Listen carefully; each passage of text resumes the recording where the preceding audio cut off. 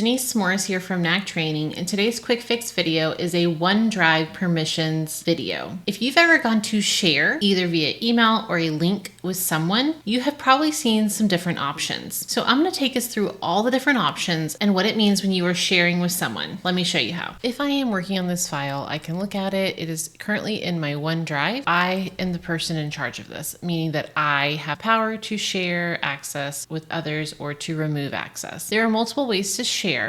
So if I go up here to the top right corner and click on the share button, I get a share button or a copy link button. If I click share, this is going to open up and it's going to ask me to put in a email address. So I'm going to go ahead and put in Faye, and I could put a message saying, and this pencil tells me that Faye would be allowed to edit it, make any changes. I can change this to can review, so suggest changes via comment, can view but make no changes, or they can view it but they cannot download it for various reasons. And this would be sent via email. I'm going to go ahead and send that. So that is one of the ways we can share with others, whether internally or externally. If I go back to that share area, there's also this copy link. If I click on the settings, we've got some different types. Anyone links means anyone in the entire world could open this without logging into Microsoft. Most ITs get rid of that option. People in Knack Training, so people within my organization, only people with existing access. So Faye's picture currently pops up because I have shared this with her. Why would this happen? Somebody has lost their link and you need to just create another link for them, or people you choose. And that would be from that previous window where I put in different emails. Here we also have that option to change it from editing, reviewing, viewing only,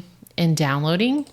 But also is this expiration date that often people don't realize is there. So if you have a current contract with someone and you know that it's going to end in 6 months, you could put the expiration date for 6 months, and then it would allow them to no longer have access to that file after that date that you set. And I can click apply, and then you can just copy this link. Now, once you have shared it with others, you can go to the share button and click on manage access, and it shows you who currently has access and what their access level is, any groups and any links that have been created. I can stop sharing. I can remove access from people and groups. So I could click on Faye and I can change her and edit to no direct access. I click apply, remove. Now if she was to try to open that file, she would get that you don't have access, request access pop up. Now you can share with confidence and know that who needs access and who doesn't need access, or when their access needs to end, and no accidental edits. Remember, small changes, quick fixes, big wins.